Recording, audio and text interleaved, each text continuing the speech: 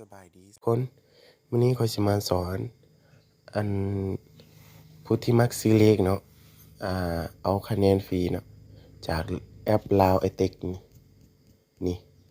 จากเลข iTech นี่เนาะนี่หน้าตามันที่ Play Store เนาะเพื่อดาวน์โหลดเนาะอัน Android กับ Play Store เนาะiOS กับอันหยังก็App Store เนาะให้ทุกคนไปที่ Play Store ปึ๊บกดเข้าไปแล้วก็ไปที่ค้นหาเนาะให้พิมพ์คำว่าเลข iTech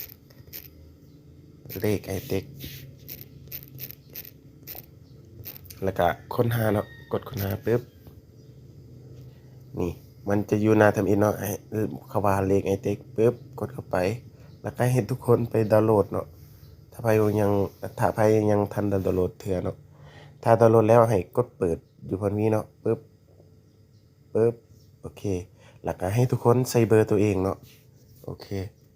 ใส่เบอร์ก่อนนะ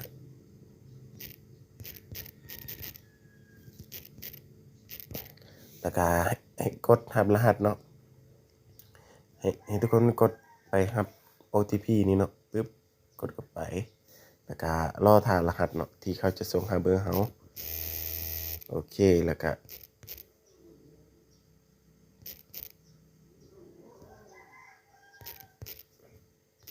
พอได้ในนี้เนาะให้กดยืนยันเบอร์โทรปึ๊บโอเคพอเขาหันให้ทุกคนไปที่สร้างรายได้เนาะโอเคกดเข้าไปที่สร้างรายได้ปึ๊บแล้วก็ให้ป้อนรหัสนี้เนาะนี่ให้ทุกคนป้อนรหัสนี้เนาะนี่78618825นี่เนาะให้ทุกคนกดอันนี้แล้วก็กดตกลงปึ๊บโอเคหลังจากนั้นมันจะได้เลยเนาะกดออกมันจะได้แล้วเอาสิมาลองซื้อเลขเลยเนาะปึ๊บกดเข้าไปมันจะมีเลขเนาะนี่เขาสิมาสอนซื้อเลข1,000เนาะโอเคให้ทุกคนไปเลือกเนาะอันเขาสิเลือกอันนี้แล้วก็แมวปลาเคยออกแล้วกระเบื้อไก่นักบินแมงมุมกุ้งเคยออกแล้วโอเคยังอีกหูนึงเนาะ40โอเคชึบแล้วก็กดชำระนี่บอนชำระปึ๊บแล้วก็นี่มันสามารถเลือกอันนี้ได้เนาะแต่ค่อยจะมีคะแนนอยู่ 20,000 เนาะ 20,000 คะแนนแล้วก็กดเข้าไปบนนี้ให้ใส่รหัสนี้เนาะนี่รหัสนี้ใส่โอเคแล้วก็กดชำระเงินด้วยรหัสปึ๊บโอเค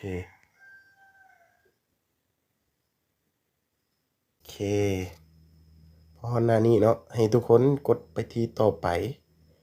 นี่เฮาบ่ได้ใส่เงินหยังเนาะมีแต่ใส่คะแนน 20,000กีบนี่เนาะโอเคแล้วก็กดยืนยันชำระปึ๊บโอเคได้แล้วเนาะเบิ่งอยู่นี่เนาะ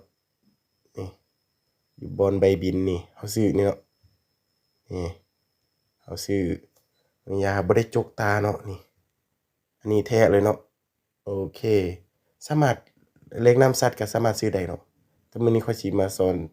ซื้อเลข2ตัวหา8ตัวนี่เนาะโอเค